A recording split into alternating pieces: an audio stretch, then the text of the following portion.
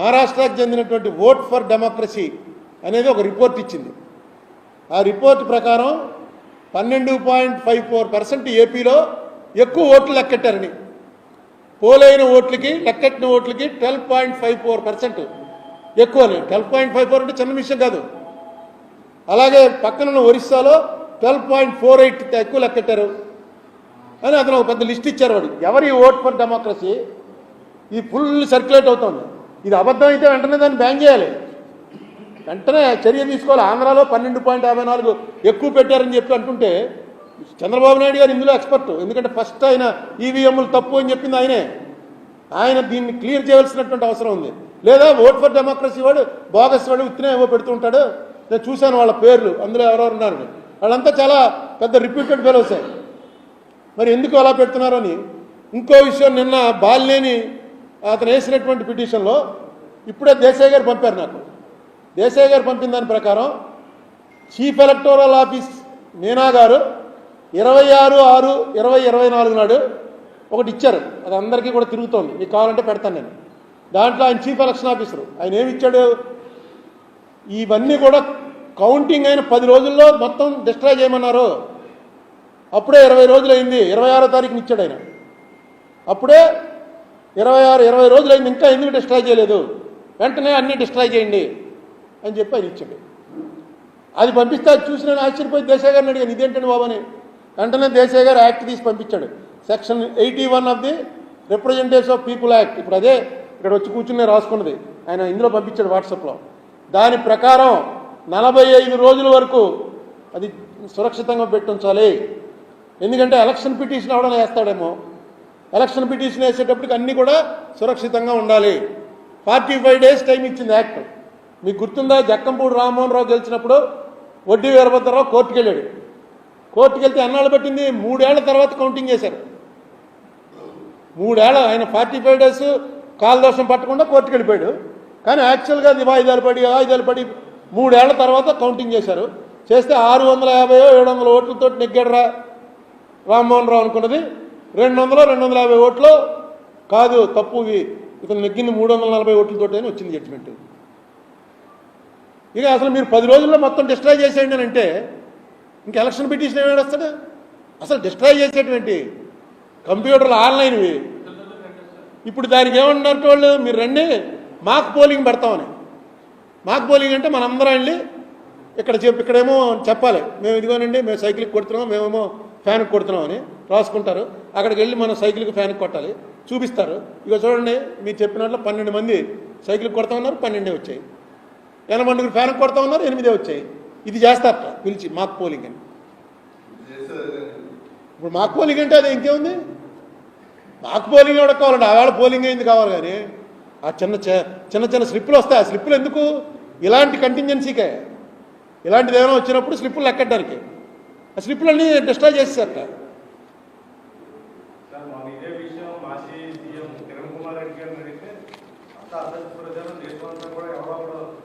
అదే ఇదంతా అసత్య ప్రచారం అని చెప్పవలసింది ఎవరంటే, దీని మీద ఎక్స్పర్టీజ్ ఉన్నటువంటి చంద్రబాబు నాయుడు గారి కెపాసిటీ ఉంది. ఎందుకంటే ఆయన ఇంతకుముందు కంటెస్ట్ చేశారు.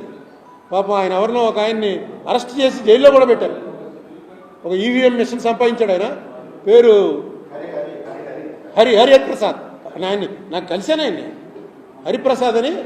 ఆయన ఇందులో చాలా స్టడీ చేశాడు.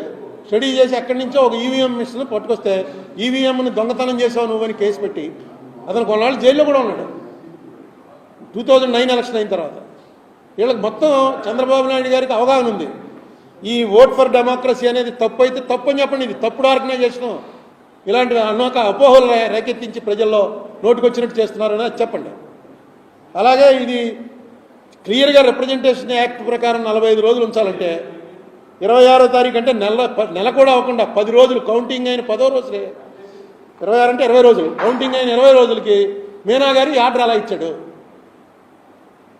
యాక్ట్ ఏమన్నా మారిందా, ఇది చెప్పవలసినటువంటి అవసరం ఉంది. ఎందుకంటే దీని మీద చాలా చర్చ జరుగుతుంది. వెనకాల చూపిస్తున్నటువంటి ఉన్నాయి, ఇవన్నీ కూడా సుప్రీంకోర్టులో మార్గదర్శి వాళ్ళు మేము పేమెంట్లు ఇచ్చేసిన బట్టి వారి లిస్టు అని 70,000 పేజీలు. ఇది మొత్తం 74 బుక్కులు.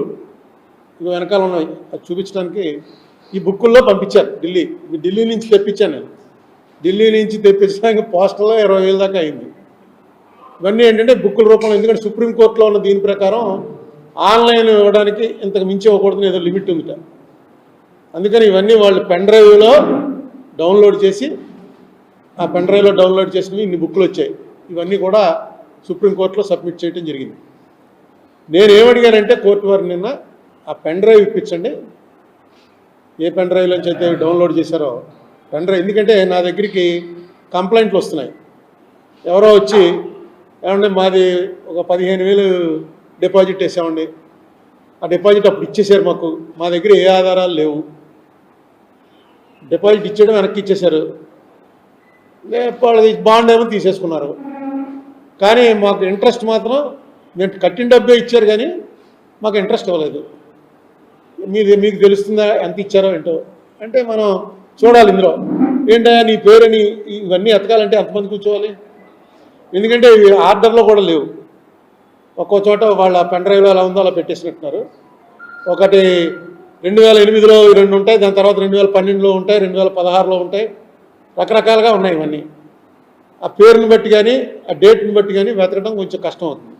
అందుకని పెన్ డ్రైవ్ రూపంగా ఇస్తే ఈజీ కదా, మనం కంప్యూటర్లో పెట్టుకుని ఆ పేరు టైప్ కొట్టామనుకో, ఆ పేరుతోటి ఎంతమంది ఉన్నారో వస్తుంది, అందులో ఇదేదో తెలుసుకోవచ్చు. ఇది ఏంటంటే ఇది సుప్రీంకోర్టు వారు డైరెక్ట్గా ఇచ్చినటువంటి ఆదేశం. అందరూ డిపాజిటర్స్కి డబ్బులు అందాయా లేదా అది చూడవలసిన బాధ్యత కూడా హైకోర్టుకి అప్పచెప్పారు. అవసరమైతే హైకోర్టులో ఒక స్పెషల్గా ఒక జ్యుడిషియల్ ఆఫీసర్ని నియమించండి, అన్ని ప్రధాన పత్రికల్లోనూ అడ్వర్టైజ్మెంట్ ఇవ్వండి, ఇచ్చి దాన్ని ప్రజలందరికీ అందాయా లేదా అని. అంటే అప్పుడు మార్గదర్శికి సంబంధించిన పెద్ద అడ్వకేట్లు సిద్ధార్థ దుద్రా, అభిషేక్ సింఘ్వి, ముకుల్ రోహ్తగి, వీళ్ళు ముగ్గురు కూడా అబ్జెక్ట్ చేశారు. అబ్జెక్ట్ చేసి ఇదేంటిది అసలు ఎవరు అడిగారు, ఇది మీరు మళ్ళీ ఇప్పుడు ఎప్పుడో అయిపోయిన 15 ఏళ్ల క్రితం ఇప్పుడు మీరు మళ్ళీ లేపుతున్నారు ఏంటంటే, జడ్జి గారు క్లియర్గా ఏం చెప్పాడంటే, చిన్న డిపాజిటర్లు ఉన్నారనుకో 10,000 15,000 ఇచ్చిన వాళ్ళు, వాళ్ళకు కూడా న్యాయం చేయాలి కదా, మీరు ఇచ్చేసామంటున్నప్పుడు మీకేం అభ్యంతరం, కోర్టు వారు దాన్ని నిర్ణయిస్తారు అని చెప్పి అది కూడా ఒక అడిషనల్గా సుప్రీంకోర్టు వారి ఆదేశం, మనం అడిగింది కాదు, ఈమని చెప్పారు. సో ఇది నేను నిన్న అడిగింది ఏంటంటే, ఇది ఒక పెన్ డ్రైవ్ రూపంలో ఇప్పించమని. జడ్జి గారు ఏమన్నారంటే టు దట్ ఎక్స్టెంట్ ఒక అప్లికేషన్ పెట్టుకో కోర్టు ముందు అన్నారు. వాళ్ళు కూడా అది పెడతాను, అది ఇచ్చేస్తారు, ఎందుకంటే వాళ్ళకి ఏం అభ్యంతరం ఉన్నట్టు కనపడలేదు, నాకు ఉండడానికి అవకాశం కూడా లేదు.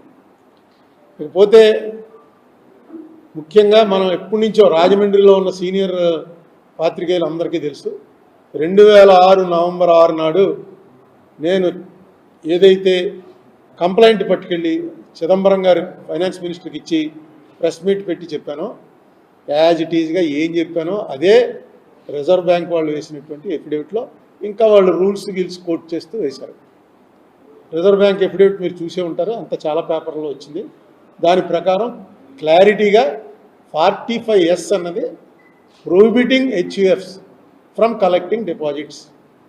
ఇంకొకటి కూడా ఏమి రాశారంటే 2 సంవత్సరాల జైలు శిక్ష, డబల్ ద అమౌంట్ కలెక్టెడ్, ఏ కారణాల వలన ఇందులో ఏమైనా సంశయం వస్తే 1 సంవత్సరం జైలు శిక్షణ వేయాలి అని ఏదో కేసు ఏదో కోర్టు చేశారు. అయితే ఇప్పుడు ఈ జైలు శిక్షలు వీటి గురించి నేను ఎప్పుడూ ఇన్సిస్ట్ చేయలేదు, పెద్ద అది కోర్టు వారు డిసైడ్ చేస్తారు. ఇప్పుడు 2 ప్రభుత్వాలు, రేవంత్ రెడ్డి గారు, చంద్రబాబు నాయుడు గారి ప్రభుత్వం, 2 ప్రభుత్వాలు ఇప్పటిదాకా స్పందించాల. విచారణ ప్రారంభమై అప్పుడే 1.5 దాటిపోయింది. నిన్న క్లియర్గా జడ్జి గారు అడిగారు, ఆంధ్ర తెలంగాణ మీరిద్దరికీ 2 వారాలు టైం ఇస్తున్నాను, మీరు కూడా మీ ఎఫిడేవిట్ వేసి రండి అని చెప్పి క్లియర్గా చెప్పారు. నేను వారిని కోరేది ఏంటంటే, మీకు రామోజీరావు గారు సన్నిహితులు అయి ఉండొచ్చు, ఉంటాయి అప్లికేషన్లు, అందరం మనుషులమే, మనం అప్లికేషన్లు ఉంటాయి. కానీ యాజ్ చీఫ్ మినిస్టర్ లెవెల్లో ఉండి రిజర్వ్ బ్యాంక్ వాళ్ళు ఇది రూల్ పొజిషన్ అని చెప్పిన తర్వాత నేను మిమ్మల్ని కోరేది ఏంటంటే, మీరు ఏది రూల్ ఉందో అదే రూలు అక్కడ చెప్పండి.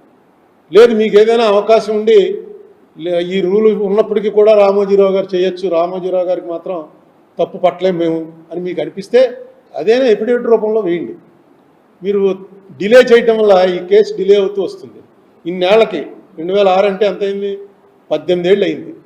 18 ఏళ్ల తర్వాత దీనికి కనీసం నేను అన్నమాట రైటు అని ఒక మాట వచ్చింది. నాకు పెద్ద రిలీఫ్ ఏంటంటే ఆ రోజు నేను చెప్పింది రైట్. నా మీద ఎన్ని ట్రోలింగ్లు జరిగాయో, ఎంతమంది ఏ పార్టీ వాళ్ళు నన్ను వదిలిపెట్టలే, ఇంక్లూడింగ్ కాంగ్రెస్లో నేను ఉన్నప్పుడు కాంగ్రెస్ పార్టీ వాళ్ళు కూడా అందరూ కూడా నన్ను రాజశేఖర రెడ్డి పిలిచి నన్ను పెట్టమన్నాడని, రాజశేఖర రెడ్డి చెప్పినట్టే నేను చేస్తున్నానని అనేక రకాల ఆరోపణలు చేశారు. అది నిజం కాదని నేను కూడా చెప్పాను.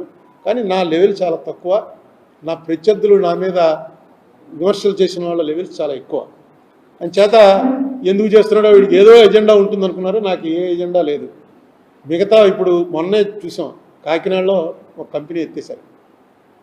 ఏది దాని పేరు ధనలక్ష్మి, జయలక్ష్మి. అలాగే అది అయిన తర్వాత ఇంకోటి కార్తికేయ ఏదో ఇంకో పేరుతోటి ఇంకోటి ఎత్తేసారు, కోఆపరేటివ్. వీటన్నిటికీ కారణాలు ఏంటంటే, ఇప్పుడు చిట్ ఫండ్ కంపెనీలు ఉన్నాయి. ఏ చిట్ ఫండ్ కంపెనీ కూడా ఆంధ్రప్రదేశ్లో ఉన్న ఏ చిట్ ఫండ్ కంపెనీ, తెలంగాణలో ఉన్న ఏ చిట్ ఫండ్ కంపెనీ కూడా చిట్ ఫండ్ యాక్ట్ని ఫాలో అవ్వట్లే. ఎందుకంటే రామోజీరావు గారు ఫాలో అవ్వట్లే. చాలా సింపుల్. రామోజీరావు గారు క్లియర్గా మొన్న వీళ్ళు వెళ్తే, ఈ పోలీస్ వాళ్ళు వెళ్ళారు, సిబిఐ కాదు వాళ్ళు, సిఐడి వాళ్ళు వెళ్ళారు. వెళ్తే క్లియర్గా చెప్పేశారు, ఆ చట్టం మంచిది కాదండి, it's a bad law, we are not applying it. ఇంకేంటి, ఇంక గవర్నమెంట్లో ఎందుకు, లాలు ఎందుకు? If it is a bad law, I should have challenge it in the court. మీ మనుషులు ఉన్నప్పుడు, చంద్రబాబు నాయుడు గారు వాళ్ళు ఉన్నప్పుడు కొట్టేమయ్యా ఈ లా తప్పు అని చెప్పి అసెంబ్లీలో తీర్మానం చేయించవలసింది. చాలా సింపుల్గా మేము లేను, we're not following that law, we're following only company law. Chit fund act మేము ఫాలో అవ్వం. ఇవన్నీ నా దగ్గర ఉన్నాయి. ఎప్పటికప్పుడు నేను రైట్ టు ఇన్ఫర్మేషన్ కింద అక్కడ లోపల జరిగింది ఎంటైర్ రికార్డింగ్తో సహా, వీడియో రికార్డింగ్తో సహా మొత్తం అన్ని రైట్ టు ఇన్ఫర్మేషన్ కింద నేను తెప్పించుకున్నాను. ఎందుకు, నాకేంటి అవసరం అంటే, నా మీద వాళ్ళు వేశారు కేసు, మార్గదర్శి చిట్ ఫండ్స్ వాళ్ళు నా మీద ఒక కేసు వేశారు, 50 లక్షల రూపాయలు డ్యామేజెస్ కట్టమని. అది ఇంకా పెండింగ్, తెలంగాణ కోర్టులో ఇంకా పెండింగ్ ఉంది. దాంట్లో నాకు కావాలంటే నేను చెప్పింది నేను అనలేదండి, రామోజీరావు గారిని ఏం అనలేదు అని అనడానికి లేదు. ఎందుకంటే అన్ని వీడియోలు ఉన్నాయి, నేను అన్నమాట నిజం. ఎందుకన్నాను, ఈ చిట్ ఫండ్ కంపెనీ ఫాలో అవ్వట్లేదని. ఈవేళ చిట్ ఫండ్ కంపెనీ ఫాలో అవ్వట్లేదని వాళ్ళే ఒప్పుకున్నారు. ఈ కేసు ఒక నిర్ణయం అయితే, మార్గదర్శి చిట్స్ కేసు కూడా ఈ కేసులాగే ఒక కొలిక్కి వస్తే నేను ఆ కేసులోంచి బయటపడగలను. అందుకని నాకు తప్పదు. మనకి ఇంకే పానే మనకి ఎందుకు అనుకున్నా, ముసలాళ్ళు అయిపోయాం, మనం వదిలేద్దాం అనుకున్నా, ఇది మాత్రం నాకు తప్పదు. ఎందుకంటే ఐఎమ్ లైబుల్ దేర్. వాళ్ళు వేసినటువంటి డ్యామేజెస్లో నేను అక్కడ వెళ్ళి దాన్ని ఆర్గ్యూ చేసుకుంటా, ఇంకా అది మొదలెడతాను. దానికి కావాల్సినటువంటి చిట్ ఫండ్ దాని మీద జగన్మోహన్ రెడ్డి గవర్నమెంట్ పెట్టిన కేసు అంతా ఉంది. అయితే ఇప్పుడు గవర్నమెంట్ మారింది కాబట్టి దాన్ని స్లోగా బయటపడేయడానికి ప్రయత్నం చేస్తారు. ఆ ప్రయత్నం కూడా జరిగిన వాళ్ళు ఏం పడతారు నాకు అనవసరం. కానీ నేను అడిగినవి, నేను ఏదైతే ఆరోపణ చేశానో ఆ ఆరోపణలు కరెక్ట్ అయిన దానికి నేను కూడా మరి ఇందులో ఇంప్లీడ్ అవ్వాలో, ఇందులో ఏమవ్వాలో అది కూడా ఆలోచించి చేయవలసి వస్తుంది, తప్పదు. దీనికి అంతటికీ బిగినింగ్ మార్గదర్శి చిట్ ఫండ్సే. ఆయన రామోజీరావు గారే చెప్పినటువంటి మాట, నా ఆర్థిక మూలాలను దెబ్బతీస్తున్నారు అని. ఆర్థిక మూలం మార్గదర్శి చిట్ ఫండ్స్లోంచి డబ్బు వెళ్ళి మార్గదర్శి ఫైనాన్షియల్స్లోకి వెళ్ళింది. మార్గదర్శి ఫైనాన్షియల్స్లోకి వెళ్ళిన డబ్బు ఆయన మొత్తం ప్రాపర్టీలన్నీ కొనుక్కున్నారు. ఇది చట్టవిరుద్ధం, కొనుక్కోవడానికి లేదు.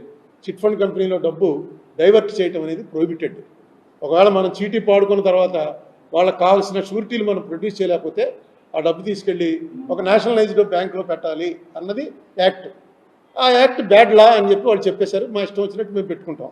వాళ్ళు అనే ఒక మాట ఏంటంటే, మేము ఎవరికి కూడా ఎప్పుడు ఏ రూపాయి ఎగ్గొట్టలేదు, ఎగ్గొట్టకుండా మేము చేస్తున్నప్పుడు మమ్మల్ని ఎలా అడుగుతారు. కానీ యాక్ట్లు అలా ఉండవు. యాక్ట్లు అనేవి అందరికీ వర్తించాలి. లేకపోతే కాకినాడలో ఈ మధ్య జరగటం ఏంటి, మొన్న ఇక్కడ సీతానగరం దగ్గర ఏదో ఊళ్ళో వచ్చి చెప్పారు, ఒక చిన్న విలేజ్లో 3 కోట్ల రూపాయలు కలెక్ట్ చేశాడు. తెలిసి వచ్చింది మీకు, అందరికీ తెలిసి ఉంటుంది. 3 కోట్లు చిన్న విలేజ్లో.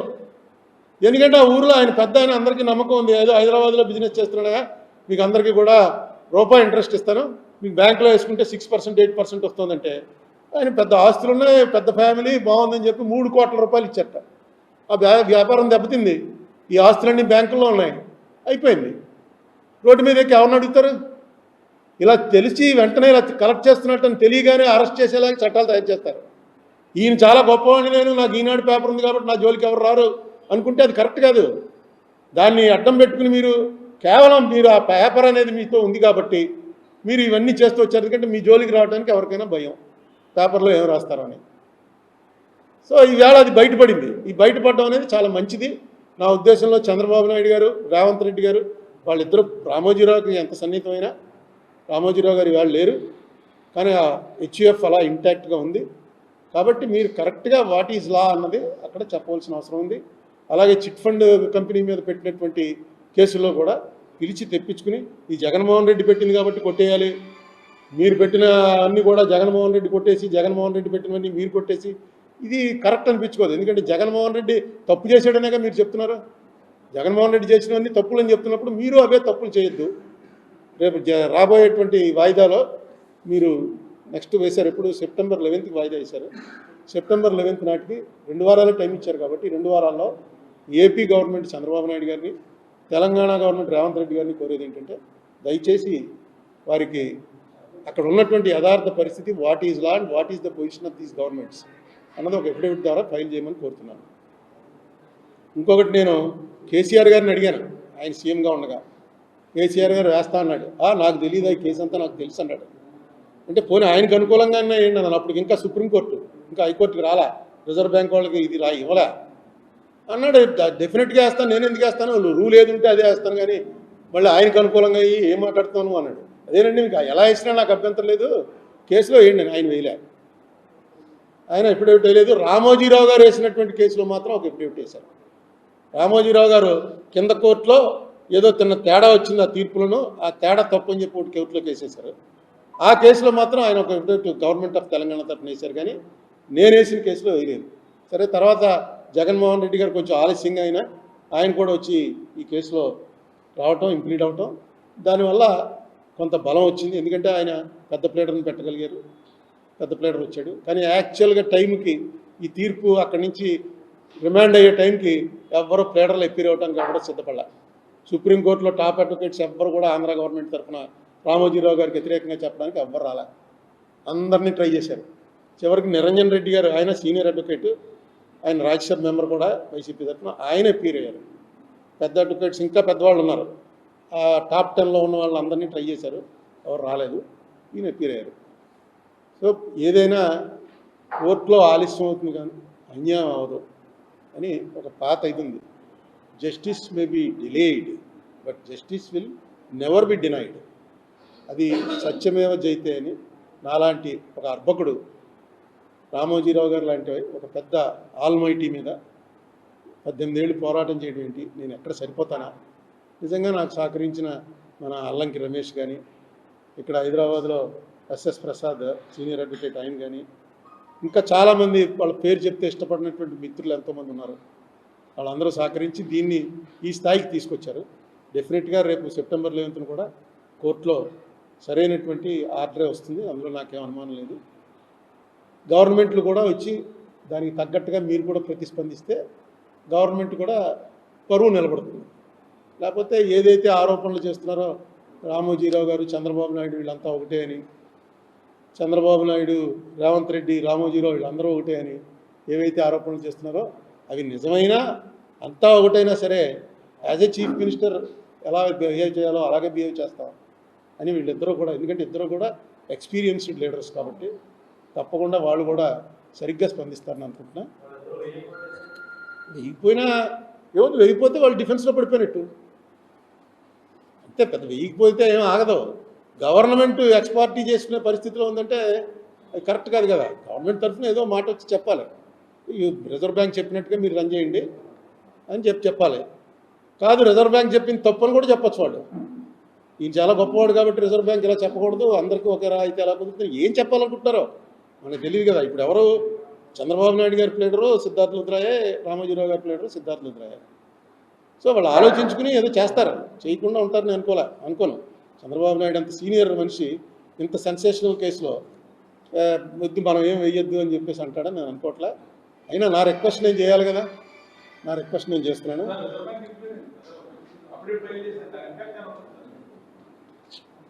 ఇంపాక్ట్ ఏంటి, అదే అసలు కథలో మలుపు. మేము ఎక్కడ తప్పు చేసామంటే రిజర్వ్ బ్యాంక్ వాళ్ళు ఇది తప్పు అని చెప్పి ఈ రోజున ఏదైతే ఎఫిడవిట్ వేశారో ఇదే విషయాన్ని రాజశేఖర రెడ్డి గవర్నమెంట్ ఉండగా 5 లెటర్స్ ఉన్నాయి. వాళ్ళు రామోజీరావు గారికి రాసినవి, మార్గదర్శికి రాసినవి, ఆ లెటర్స్ అన్నీ కూడా మన దగ్గర ఉన్నాయి. అదే చెప్తుంది. ఇంకా రిజర్వ్ బ్యాంక్ని పార్టీ చేయడం ఎందుకు? రిజర్వ్ బ్యాంక్ అన్న వాళ్ళు రాసిన లెటర్స్ అన్నీ మన దాంట్లో రాసాం. ఇదిగోనండి రిజర్వ్ బ్యాంక్ క్లియర్గా చెప్తోంది ఇది ప్రొహిబిటెడ్ అని. అని సుప్రీంకోర్టు వారు మనం అడగలే. మనం ఆంధ్ర తెలంగాణ గవర్నమెంట్ని పార్టీలు చేయండి అన్నాం. సుప్రీంకోర్టులో అక్కడ కూర్చుని ఆయన బాంబేలో చేసి వచ్చేట ఈ ఈ వీటిల్లో ఈ కంపెనీ లాలో వీటిలో చాలా ఎక్స్పర్ట్ ఆయన. జడ్జి గారి పేరు మర్చిపోయాను. ఆ జడ్జి గారు ఏమన్నారంటే ఎవరైతే కంప్లైంట్ ఫైల్ చేశాడో కృష్ణరాజు అనే ఐపీఎస్ ఆఫీసర్ ఆయన్ని పార్టీ చేయండి. ఇదంతా రిజర్వ్ బ్యాంక్ రిలేటెడ్గా నడుస్తుంటే రిజర్వ్ బ్యాంకుని పార్టీ చేయకపోవడం ఏంటి? రిజర్వ్ బ్యాంకును కూడా పార్టీ చేయండి. AP government, Telangana government, reserve bank, Krishnaraju నలుగురిని పార్టీలు చేయండి అని ఎప్పుడైతే అన్నాడో అది ఈవేళ అది కూడా జడ్జి గారు చేసిందే, మనం చేసింది కాదు. వచ్చింది రిజర్వ్ బ్యాంక్ వారు ఎఫిడేవిట్ వేశారు. Reserve bank affidavit as per rule వేయాలి. రిజర్వ్ బ్యాంక్ వాళ్ళు ఏదో మనం ఎలా చేద్దాం అలా చేద్దాం అంటాను కొద్ది. రిజర్వ్ బ్యాంక్ అంటే మనకి ఈ దేశానికి మొత్తం ఆర్థిక వ్యవస్థను నడిపేటువంటి బ్యాంకు.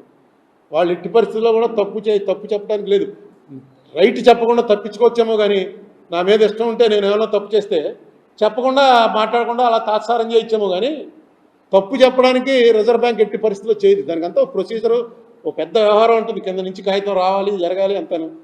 అందుకే రామోజీరావు గారికి చాలా క్లియర్గా రాశారు లెటర్. ఆ లెటర్స్ అన్నీ ఉన్నాయి నా దగ్గర. ప్రొహిబిటెడ్, నువ్వు చేయకూడదు, ఇది ఆపేయని. అంటే రామోజీరావు గారు ఆపేస్తున్నాను అని ఇచ్చిన రిప్లైలు ఉన్నాయి. ఎప్పుడు ఇది 99. తర్వాత 2600 కోట్లు కలెక్ట్ చేశాను. సరే, ఇప్పుడు అది నెక్స్ట్ నేను చిట్ ఫండ్ కంపెనీలోకి ఎందుకు వెళ్ళాలంటే ఇదిగో దానికి సంబంధించింది 7/10/2007 నాడు AP union of working journalist, అందులో మీరు కూడా అప్పట్లో ఎవరో మెంబర్స్ ఉండి ఉంటారు. AP union of working journalist ఉన్నావా? చెయ్యి ఉరికేలా అంటున్నావా?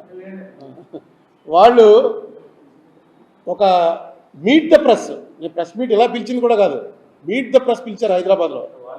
వాళ్ళు పిలిచి మార్గదర్శి మీద అడిగారు. అడిగితే నేను చెప్పాను, మార్గదర్శి చిట్ ఫండ్స్ వాళ్ళు ఇప్పుడు మీకు చెప్పిందే చెప్పాను.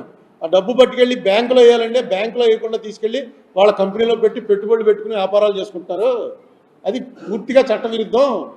ఈయనకి రామోజీరావు కాకుండా ఇంకోటి అయి ఉంటే ఈ పార్టీ జైలుకి పోయి ఉండేవారు వాళ్ళు. ఈయన ఇలా చేసేస్తున్నాడు వ్యాపారం అని చెప్పాను. చెప్పినందుకు వెంటనే నా మీద డెఫమేషన్ కేసు వేశారు. ఆ డెఫమేషన్లో ఏం వేశారు? వాళ్ళ కష్టపడి సంపాదించుకున్న పేరు ప్రతిష్టలన్నీ నా స్టేట్మెంట్ తోటి పోయాయని, వాళ్ళ సబ్సిడరీ కంపెనీలు, వాళ్ళ ఎంప్లాయీస్, ఏజెంట్స్ వీళ్ళందరూ కూడా చాలా కంపెనీ అంటే హాస్యాస్పదం చేస్తాడు. ఏమో అంత ప్రమాదం, ఎందుకంటే తర్వాత పెరుగుతూ వచ్చింది వాళ్ళ వ్యాపారం. వాళ్ళ వ్యాపారం నా స్టేట్మెంట్ వల్ల ఏం తగ్గలేదు అని చెప్పి నా మీద వేసి, ఆ వేసిన ఆయన ఏం చెప్పాడు మీకు అనేక సార్లు చెప్పాను. అది ఆ వేసిన రాజాజీ అనే వ్యక్తి ఏం చెప్పాడు? మేము కౌంటర్ వేసాం, కరెక్టే, మేము చెప్పినవన్నీ ఒప్పుకున్నాం, ఇది ఇలా చేయడం తప్పు కదా, రామోజీరావు అలా చేయొచ్చా అని వేస్తే, ఎవడండి రామోజీరావు? రామోజీరావుకి మా కంపెనీకి సంబంధం ఏంటి అసలు? ఎవడో రామోజీరావు ఏదో చేశాడని చెప్పి నువ్వు ఆ మార్గదర్శి మీదకి వస్తావా? మార్గదర్శి పేరుతో ఎవడెవడో ఏవో చేసుకుంటూ ఉంటాడు అని ఎప్పుడు పెట్టేశాడు. అదే రాజాజీ మొన్న జగన్మోహన్ రెడ్డి కేసు పెడితే ఆ మార్గదర్శి చిట్ ఫండ్స్ తరఫున రామోజీరావు గారి కోసం, ఆయన కోడల కోసం హైకోర్టు తెలంగాణలో వేసి స్టే తెచ్చుకున్నారు. మళ్ళీ ఆయనే వేశాడు రాజాజీ. మా చైర్మన్ గారిని, మా ఇది ఎవరో ఆవిడ పేరు ఏమంటారు దాన్ని, మేనేజింగ్ డైరెక్టర్ గారిని వాళ్ళని వేధిస్తున్నారు అని దాని మీద అది వేసింది రాజాజీ. రామోజీరావు ఎవడో, ఆయనకి మాకు ఏంటి సంబంధం అని వేసింది అదే రాజాజీ. దీన్ని పెర్జరీ అంటారు. ఈ పెర్జరీ తేలడానికి మనకి ఎంత డిలే అవుతుందంటే, ఇప్పుడు చూడండి, రామోజీరావు గారికి సరిగ్గా 70 ఏళ్ళు ఉన్నప్పుడు ఈ కేసు స్టార్ట్ అయింది. ఆయన చనిపోయాడు. చనిపోయాక ఈ ఆర్డర్ ఈ రిజర్వ్ బ్యాంక్ వాళ్ళు వేశారు. సరిగ్గా నాకు ఇప్పుడు 70 ఏళ్ళు వచ్చాయి. 70 నిండే. అంటే ఇది ఎప్పుడు తెలుస్తుందంటాం. అలా అని వదిలేస్తే ఈ కాకినాడలో జరిగినట్టు జరుగుతుంటాయి. రామోజీరావు గారు ద్రోహం చేయకపోవచ్చు, ఆయన ఏం చేయనప్పుడు నన్ను ఎందుకు చేస్తారు? మన ఆదిరెడ్డి అప్పారావు గారిని వాళ్ళ అబ్బాయిని తీసుకెళ్లి జైల్లో పెట్టారు. అప్పుడు నేను ఏం చెప్పాను, ఏమడిగాను? సేమ్ రామోజీరావు గారు ఏ నేరం చేశాడో అదే నేరం వీళ్ళు చేశారు. వీళ్ళు ఎవరికైనా డబ్బు కొట్టారా? వీళ్ళ మీద ఎవరైనా కంప్లైంట్ ఇచ్చాడా? వీళ్ళ చిట్ ఫండ్ కంపెనీ నన్ను మోసం చేశారని ఎవరైనా చెప్పారా? Violation of law. వీళ్ళని తీసుకెళ్ళి సెంట్రల్ జైల్లో పెట్టారు. రామోజీరావు గారిని మాత్రం గౌరవంగా ఆయన పడుకుని చుట్టూ కూర్చుని మాట్లాడారు. ఎందుకంటే ఆయన అంటే వెళ్ళే పోలీసులకు కూడా భయంగా ఉంటుంది, రేపు గవర్నమెంట్ మారాక మమ్మల్ని అక్కడ వేస్తారు. ఆల్రెడీ రామోజీరావు గారి కేసులో వాళ్ళందరినీ వేస్తున్నారు. ఆ కేసులో ప్రెస్ మీట్ పెట్టి చెప్పిన వాళ్ళని వీళ్ళందరినీ వేస్తున్నారు. సో ఆ భయం ఉంటుంది. ఎంటైర్ ఈ గవర్నమెంట్స్లో, అన్ని గవర్నమెంట్లో కూడా ఆయన అత్యంత బలీయమైనటువంటి శక్తిగా మారిపోయాడు. ఆయన వైపు కన్నెత్తి చూస్తే మనం ప్రమాదంలో పడిపోతాం రా అన్నంత బలీయమైనటువంటి శక్తిగా మారిపోయాడు.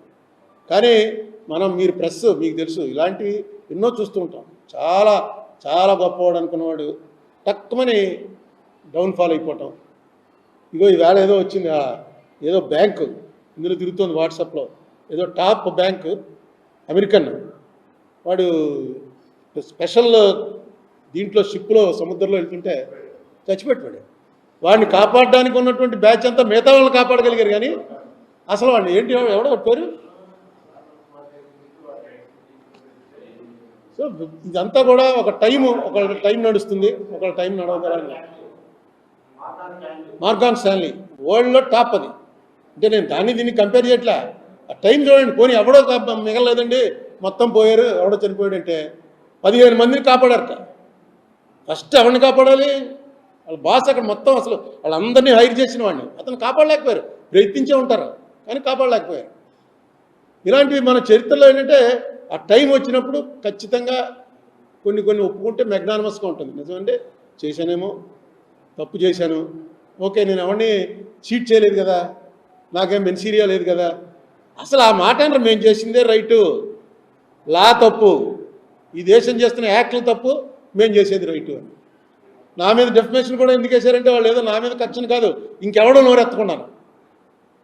ఆ టైంలో అరుణ్ కుమార్ మీదే వేశారు ఎంపీ. అప్పుడు నేను ఎప్పుడు వేశారు? 2008లో వేశారు. నేను 2007లో అంటే సంవత్సరం అయితే అది కాలదోషం పట్టేస్తుంది డ్యామేజెస్కి. కరెక్ట్గా అదే రోజు 7/10/2007 నాడు నేను ప్రెస్ మీట్ పెట్టాను. 7/10/2008 నాడు వాళ్ళు కోర్టులో ఫైల్ చేశారు. లిమిటేషన్ తెచ్చుకున్నాను. చేసి 52,426 రూపాయలు స్టాంప్ డ్యూటీ కట్టారు. 50 లక్షల రూపాయలు డ్యామేజెస్ ఇవ్వాలని చెప్పి వేశారు. ఇప్పుడు ఆ కేసులోంచి నేను బయటపడాలంటే వాళ్ళు చెప్పినవన్నీ తప్పని నిరూపించాలిగా. వాళ్ళు చేసినవన్నీ తప్పని నిరూపించాలంటే చిట్ ఫండ్ కంపెనీ మీదకి వెళ్ళి దాన్ని అన్నీ లాగి బయటికి తీసుకుపోతే ఎలా చేయగలను? అందుకని ఇంకా నాకు మళ్ళీ ఇదో పని స్టార్ట్ అవుతుంది. ఇప్పుడు కొంచెం ఆన్లైన్ వచ్చేసాయి కాబట్టి నేను ఇంట్లో కూర్చుని కంప్యూటర్ పెట్టుకుని, నాకు అంత కంప్యూటర్ నాలెడ్జ్ లేదు, పక్కనే ఉన్నవాడిని కూర్చోబెట్టుకుని రే బాబు అది ఎత్తుకు ఇది ఎత్తుకొని అలా 2-3 సార్లు ఎత్తుకేటప్పుడు నాకు కూడా వచ్చేస్తాను. వచ్చి నేను కొంచెం ఆ రకంగా కంప్యూటర్ నాలెడ్జ్ పెంచుకోగలిగాను.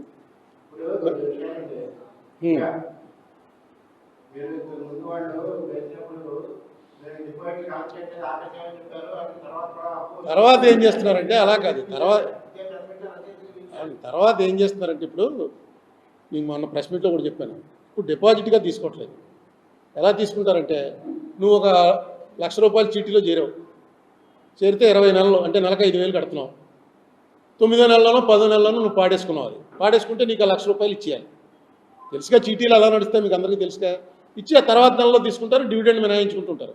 వీళ్ళు ఏం చేస్తారంటే నువ్వు 9వ నెలలో పాడావు, ₹1,00,000 నీకు ఎవరు, నువ్వు అలా కాదండి ఇలా కాదండి పెద్ద గొడవ చేసావు అనుకో, నేను దీనికోసమే కదా పెట్టాను, మా అబ్బాయిని కాలేజీలో చేర్పించానంటే కాలేజీ ఫీజు ఎంత, అది ఎంత అని అడిగి, సరే నీకు ఇదిగో నీ 45,000 వస్తాయి కదా, నీ 45,000 తీసేసుకో నువ్వు కట్టింది. మిగతా డబ్బు 55,000 ఫ్యూచర్లో కట్టబోయేటువంటి ఇన్స్టాల్మెంట్ల నిమిత్తం వాళ్ళ దగ్గరే ఉంచుకున్నాను. ఫ్యూచర్ ఇన్స్టాల్మెంట్స్ డిపాజిట్ అని ఒకటి పెట్టారు. పెట్టి దాంట్లో తీసుకుంటారు. తీసుకుని ఎక్కువగా రామోజీరావు గారి దగ్గర ఏంటంటే చీటీ పాడుకుని వ్యాపారం చేసుకుందాం, చీటీ పాడుకుని పెళ్లి చేసుకుందాం, ఇలాంటి వాళ్ళు ఎవరు ఉండరు, చాలా తక్కువ. ఈ చీటీలు జాయిన్ అయ్యే వాళ్ళందరూ కూడా అన్అకౌంటెడ్ మనీ ఇన్వెస్ట్మెంట్ వద్ద వడ్డీ. ఇప్పుడు బ్యాంకులో వేసుకున్నాం అనుకో, బ్యాంక్ వెళ్ళాలి రావాలి ఇదంతా నేర్చుకోవాలి. ఇందులో మార్గదర్శి చీటీలో చీటీ చేరావంటే మొత్తం వాళ్ళే చూసుకుంటారు. నువ్వు మళ్ళీ వెళ్ళక్కల, నువ్వు ఏ ఊరిలో ఏ చీటీలోకి నీ డబ్బు వెళ్తుందో కూడా తెలియదు. కృష్ణకుమార్ అన్నవాడు ₹1,00,000 నేను దాచుకుంటాను అక్కడ ఇస్తే నిన్ను తీసుకెళ్ళి అనంతపూర్లో ఉన్నటువంటి ₹1,00,000 చీటీలోనో ₹10,00,000 చీటీలోనో జాయిన్ చేస్తాను. ఆ అనంతపూర్ చీటీ అయిపోయే టైంకి ఎక్కడుందరా చీటీ ఖాళీ ఎక్కడుందరా అంటే పలానా ఒంగోలులో చీటీ ఖాళీ ఉందండి, అక్కడికి వెళ్ళిపోతుంది ఈ పేరు. ఇవన్నీ తీసాం, అన్నీ బ్యాంక్ రాజశేఖర రెడ్డి కొడుకు జగన్మోహన్ రెడ్డి టైంలో ఇవన్నీ తీశారు. తీసినవన్నీ నేను తెప్పించుకున్నాను. ఎప్పటికప్పుడు ఆర్టీఐ కింద మొత్తం 2-3 వాళ్ళు ఏమో అంటే నోటీస్ ఇచ్చి కూడా తెప్పించుకున్నాను. 2-3 ఇస్తే మేము రిస్క్లో పడిపోతామండి, ఇంకా కోర్టులో ఫైల్ చేయకుండా మీకు ఎలా ఇస్తామని. కోర్టులో ఫైల్ చేయటువంటి పబ్లిక్ డాక్యుమెంట్ నువ్వు తీసుకున్నాక పేపర్లో వచ్చిన తర్వాత అది కోర్టులో ఫైల్ చేయడం ఎక్కడ ఏ లా ప్రకారం చెప్తున్నావు. ఎందుకంటే అక్కడ కూడా భయస్తులు ఉంటారు, అయ్యి బాబాయ్ ఈ గొడవ ఏంటి మమ్మల్ని చేయమంటున్నారు, మా చేత ఏం చేయిస్తారు మొత్తం అంతా ఉంది. సో చిట్ ఫండ్ కంపెనీ గొడవ మళ్ళీ మొదలెడదాం. చిట్ ఫండ్ ఇది ఎలా నడుస్తుంది అది. ఇది మాత్రం మార్గదర్శి ఫైనాన్షియర్స్ వరకు నేను అనుకున్నది జరిగింది. ఇది కానీ ఇస్తే వాళ్ళు పెన్ డ్రైవ్ ఇస్తే నేను ఆల్రెడీ ఒక ప్రకటన చేశాను, నాకు చాలామంది కంప్లైంట్లు ఇచ్చారు వీటి గురించి, పేమెంట్ల గురించి. పేమెంట్ రాని వాళ్ళ కోసం ఇవ్వమని సుప్రీంకోర్టు ఏదైతే చెప్పిందో దాంట్లో నేను ఇంకా కొంత కోర్టు ముందు పెట్టాలి ఏమన్నా అంటే ఈ పెన్ డ్రైవ్ లాంటిది వస్తే నాకు ఇప్పుడు ఇవన్నీ ఎతకాలంటే చాలా కష్టం. మేము ఆఫీస్లో చాలాసార్లు చూసుంటారు మీరు ఎవరన్నా పర్సనల్గా వచ్చినప్పుడు మా టేబుల్ మీద ఇవే ఉంటాయి. మేము ఎవరో అందరం కూర్చుని ఎవడన్నా పేరు చెప్తే ఈ వెంటనే ఎతుకుతూ ఉంటాం. కానీ ఏ బుక్లో ఉందో తెలియదు, ఎందుకంటే ఒక ఆర్డర్లో లేవు అవి. సో పెన్ డ్రైవ్ ఇస్తారని అనుకుంటున్నాను. ఇచ్చిన తర్వాత ఎవరికైనా డబ్బులు నాకు రాలేదండనో, నాకు తక్కువ వచ్చాయనండనో, నాకు ఇన్ టైంలో ఇవ్వలేదండనో ఎవరైనా కంప్లైంట్ ఉంటే వెంటనే ఆ పెన్ డ్రైవ్లో చూసి కరెక్టా కాదో చెప్పి కోర్టులో వేసుకోయా, కోర్టు వారు మిమ్మల్ని అడిగారు, రేపు ఇప్పుడు అడ్వర్టైజ్మెంట్ కూడా వస్తుంది, అందరినీ కూడా అడుగుతూ ఎవరికైనా డబ్బులు ఎగ్గొడితే రండి అని వెళ్ళండి అని చెప్పి సహాయం చేయడానికి అవకాశం ఉంటుంది. ఎందుకంటే ఇది 16 ఏళ్ళు 17 ఏళ్ళు అయిపోయింది, వాళ్ళకు కూడా జ్ఞాపకం ఉండదు. మార్గదర్శి చిట్ ఫండ్స్ వాళ్ళ దగ్గర కూడా నేను అనుకోవటం ఈ ఫైనాన్షియల్కి సంబంధించినటువంటి రికార్డు ఆ పెన్ డ్రైవ్ తప్ప ఇంకేం ఉండదు వాళ్ళ దగ్గర కూడా. చెక్ రూపంగా ఇచ్చారా ఏమి ఇచ్చారనేది బ్యాంక్ వాళ్ళు చెప్పగలరు. ఇందులో ఒక 4 బ్యాంక్ బుక్కులు కూడా ఉన్నాయి, బ్యాంక్ వాళ్ళ దగ్గర తీసుకున్నాయి, బ్యాంక్ వాళ్ళు ఎప్పుడెప్పుడు పేమెంట్లు చేశారన్నో కూడా ఉన్నాయి. దీన్ని పూర్తిగా చట్టబద్ధంగా హేతుబద్ధంగా ఒక లెవెల్ ఆఫ్ డెసిషన్కి తీసుకురాగలంటే అది ఆ పెన్ డ్రైవ్ రావటం వల్ల ఆ పర్టికులర్ దాంట్లో ఉపకారం జరుగుతుంది. ఇక హెచ్ఎఫ్ కలెక్ట్ చేయొచ్చా చేయకూడదా అని ఏదైతే వారు ఆర్గ్యుమెంట్ చేస్తున్నారో ఆ ఆర్గ్యుమెంట్ తప్పని ఆల్రెడీ రిజర్వ్ బ్యాంక్ వారు చెప్పారు. రిజర్వ్ బ్యాంక్ వారు చెప్పిన తర్వాత దాని మీద ఇంకా ఇది తప్పు అని మార్గదర్శి వాళ్ళు వాదించవచ్చేమో, కానీ ప్రభుత్వాలు అయితే వాదించమని నేను అనుకుంటాను. వారికి ఎంత అనుకూలంగా ఉన్నా ప్రభుత్వాలు ఆ రకంగా వాదించవు. ఎఫిడేవిట్ టు దట్ ఎక్స్టెంట్ వేస్తారు, కానీ కేసుని కొనసాగించే ఉద్దేశంతో ఉండరు అని అనుకుంటున్నా. Anyway my request to Chandrababu Naidu గారు, రేవంత్ రెడ్డి గారు, మీరిద్దరూ కూడా మీ విజ్ఞతను ఉపయోగించి సరైనటువంటి నిర్ణయం తీసుకోవాల్సిందిగా కోరుతున్నాను. ఒక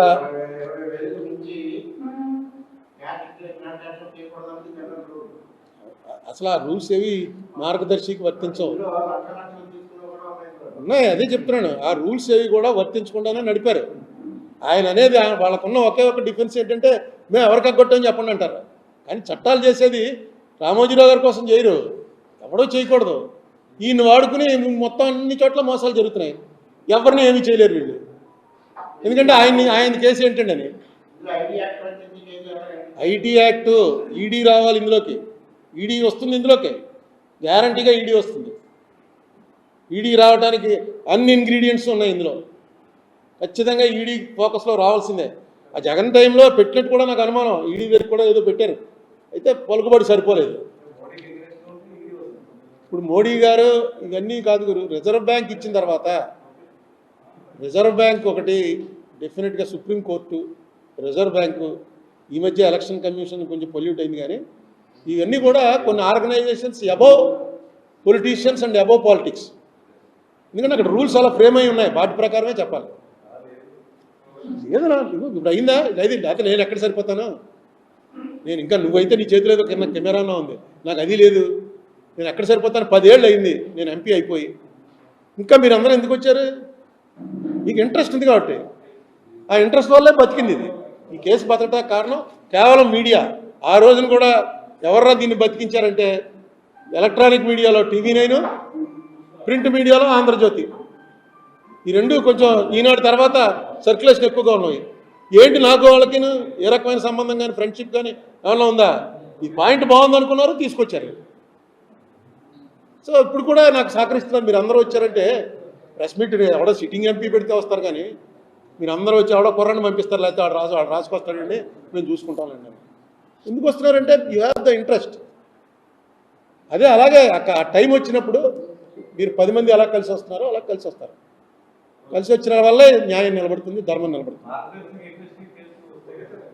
ఒక 3 విషయాలు ఇది దీంతో సంబంధం లేనివి, నేను ఈ మధ్య ప్రెస్ మీట్ పెట్టలేదు కాబట్టి ఒక 3 విషయాలు చెప్తున్నాను. ఏమన్నా ఉంటే అడగండి. ఈ 3 ఈ మధ్య ఎక్కువగా కంప్లైంట్లో ఉన్న విషయాలు 3 ఏంటంటే,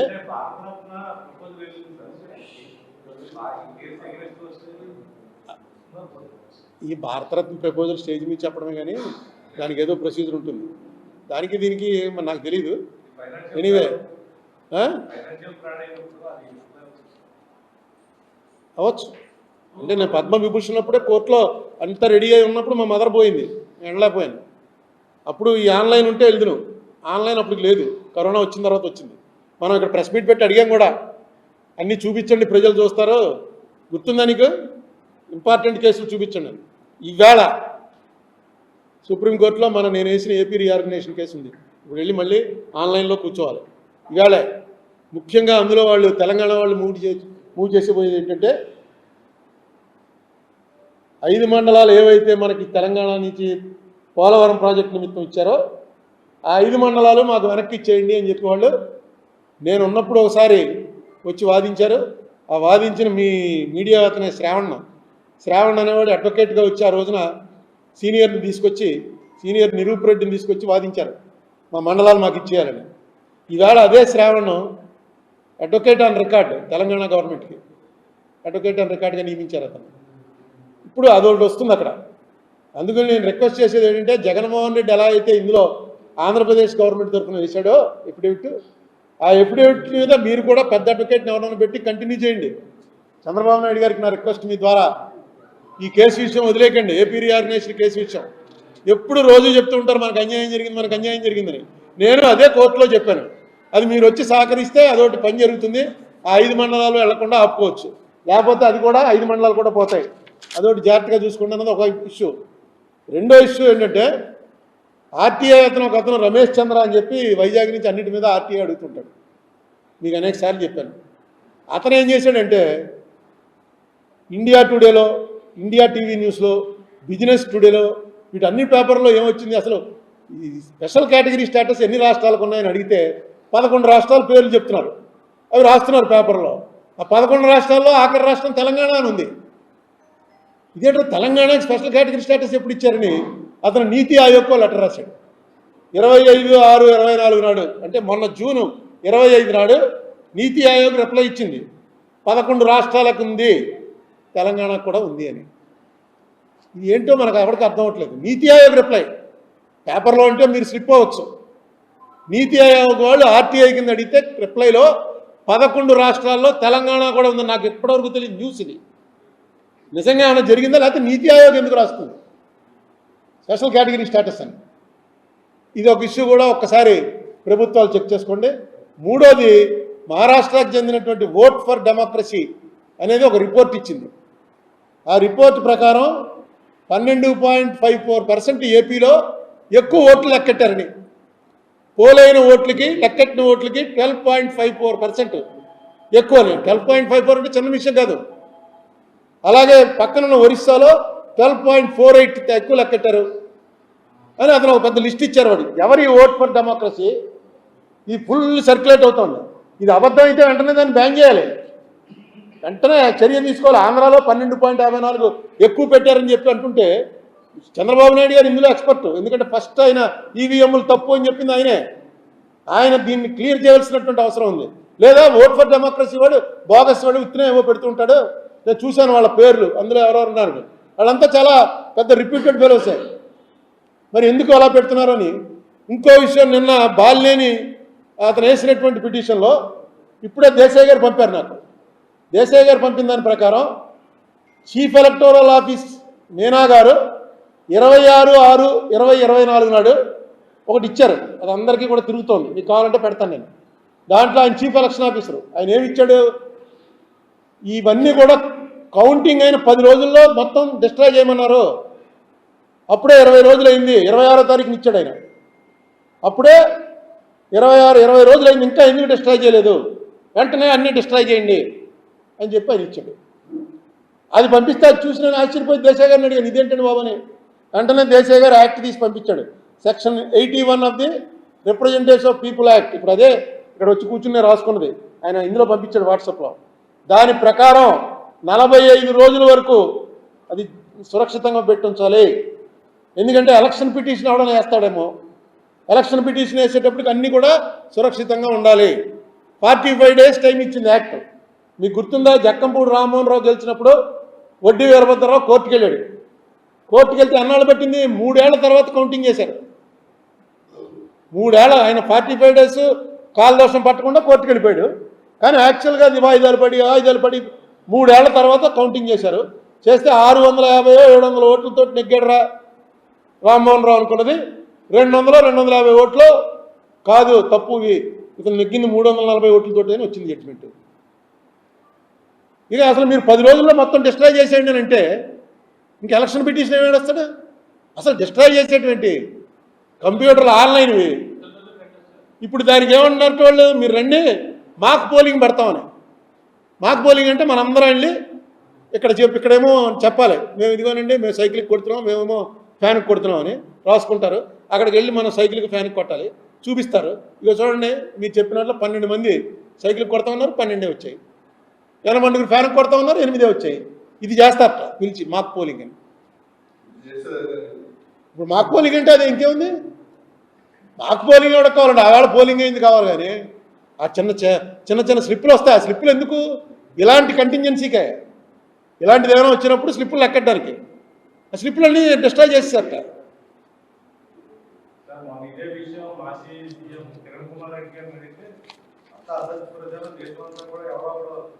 అదే ఇదంతా అసత్య ప్రచారం అని చెప్పవలసింది ఎవరంటే, దీని మీద ఎక్స్పర్టీజ్ ఉన్నటువంటి చంద్రబాబు నాయుడు గారి కెపాసిటీ ఉంది.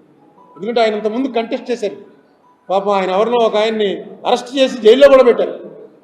ఒక ఈవీఎం మిషన్ సంపాదించాడు ఆయన, పేరు హరిప్రసాద్ అని. ఆయన్ని నాకు కలిసేనే అండి, హరిప్రసాద్ అని.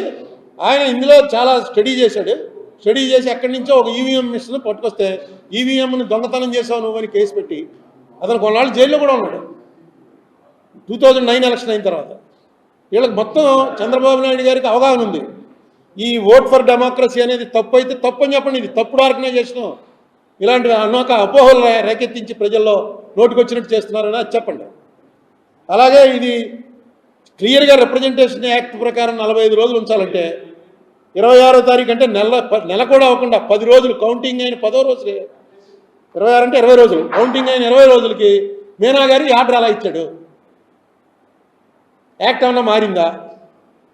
ఇది చెప్పవలసినటువంటి అవసరం ఉంది. ఎందుకంటే దీని మీద చాలా చర్చ జరుగుతుంది. ఇది స్పెషల్ కేటగిరీ స్టేటస్ 5 మండలాలు. నేను చంద్రబాబు నాయుడు గారి ప్రభుత్వం ఎలా జరుగుతుంది ఇవన్నీ కూడా కొన్నాళ్ళు టైం ఇచ్చి దీన్ని, ఎందుకంటే ఇంకా ఇనీషియల్ స్టేజ్లో ఉంది, ఏదో రెక్టిఫై చేయడానికి ప్రయత్నాలు చేస్తున్నారు. కొన్నాళ్ళు టైం ఇచ్చి వీటి మీద మాట్లాడతాను. మెయిన్ మార్గదర్శి ఇష్యూలో వాళ్ళకి చేసిన రిక్వెస్ట్, చంద్రబాబు నాయుడు గారికి రేవంత్ రెడ్డి గారికి రిక్వెస్ట్, అది కొంచెం ఆయన వాళ్ళకి అందేలా చేయండి.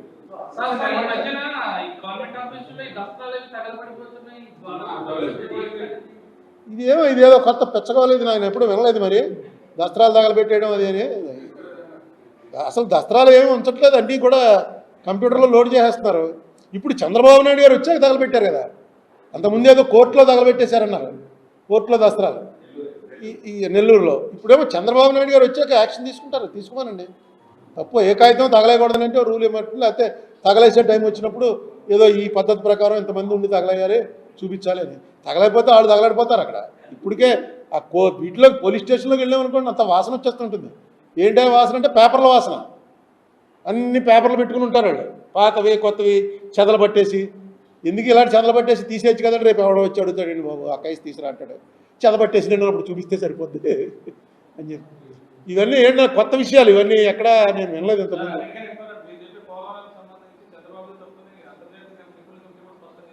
ఇప్పుడు చంద్రబాబు తప్పులు జగన్ తప్పుల మీద మళ్ళీ వేరే ప్రశ్న పెడతాను.